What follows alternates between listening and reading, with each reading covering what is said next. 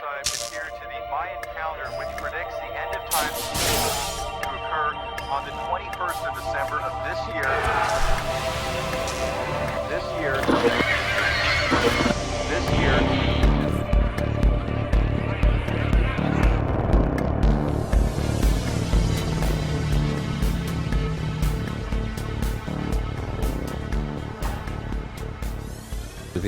The bulk of the work picks up basically about half the way through the Escape from LA sequence. We actually pick up with a nice shot flying over the golf course that's at the base of the Santa Monica Airport, in which you see a nice big crack open up and several houses and trees and whatnot fall in. And then basically it picks up at the airport, and from there that leads into the actual collapse of the runway and the enormous fissure that opens up and kind of the flight through that. And then they emerge, of course, into downtown and fly through. It eventually ends up with the last two shots seeing California more or less sliding off into the ocean. And that chunk defines the majority of what we did. We did do a little bit with Washington, D.C. with some ash shots, and I think we did the Washington Monument collapsing, but the vast majority of everything was in the latter half of the Los Angeles sequence. California is going down! God, you sound like a crazy person. The governor just said we're fine now. The guy's an actor, he's reading a script! Well, mostly data load. You're talking about a tremendous number of buildings and structures, large-scale landscapes and whatnot that were crumbling. So most of this was an exercise in trying to apply, the rigid body type techniques and various things to just very, very large-scale scenes, large numbers of buildings, a lot of complexity in the buildings or other structures, and then having that tied in with a vast array of volumetric effects also that had to cover these very large areas. So it was lots of kind of planning and logistics in terms of trying to put together so many things that had to be simmed in so many different layers, and then of course as your later layers had to depend on the previous ones, it's just that whole thing of trying to organize that and keep it straight. So it was a lot of work. So. Hey, do you mind if I join you? I wanted to ask you something. Yeah, I only got a minute. Hey, Pickle? no.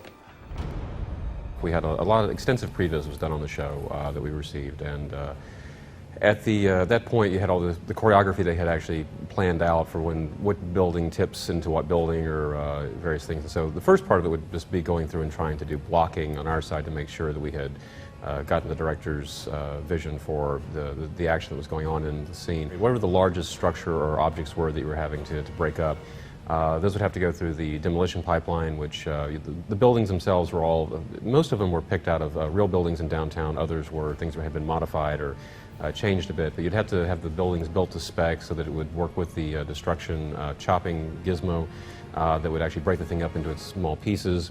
It would then go through kind of an effects rigging process to have all the joint strengths and constraints that glues the building back together so that it essentially remains a cohesive whole. Then you'd have to then apply whatever previous animation had been done. That would have to be applied, so if a building is actually falling over, that's initially actually supplied by animation that we're doing, but then selectively the parts of the building are released and turned dynamic, and then those things actually crumble and look pretty. And really at that point, then it's really just getting those performances bought off on and getting those looking nice. And then if other simulations around them, whether it's like small debris and glass or the dust and volumetrics, all of those would be started on those buildings. Or if that building crashed into another one, then in a lot of cases you would then sim that second building after the fact, using the first one as a collision body. And then again, like I say, you just kind of keep stacking these things and working downstream till you actually build up all the layers that were necessary.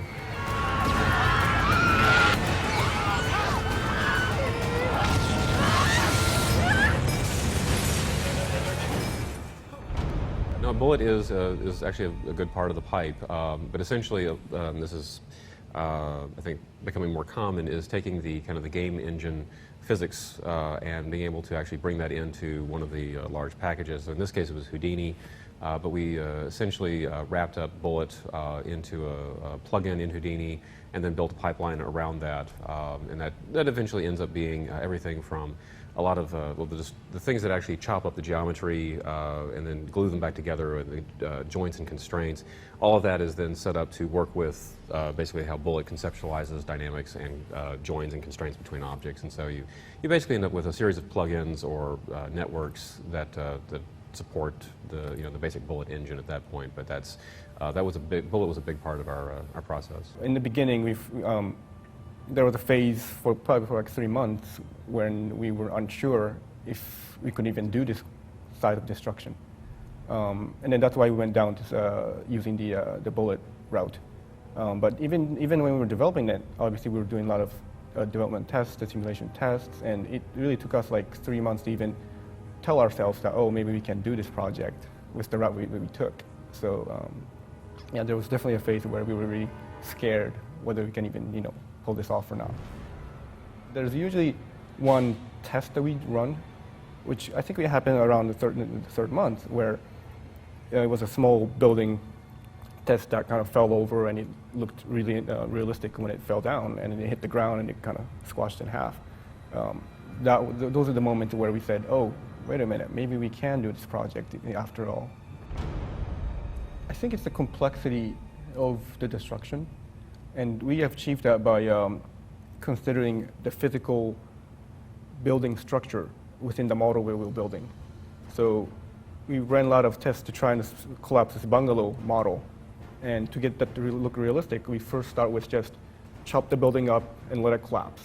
And that looks kind of okay, but it doesn't look that realistic. And then, so what we ended up doing was that we actually made all the pillars within that structure pretty close to what the physical architecture would do. So we had these pillars running vertically on the walls, and we had the roof supporting pillars, and these were all modeled precisely to what the real thing would do. And it would even set constraints on the wall to be a little bit stronger, or the supporting structure to be stronger. And then you run a simulation, and the roof would collapse fast because it's built that way, and the strength is weaker. So then you see some parts of the house go first, but you can tell that the support structure is still like trying to hold on to it.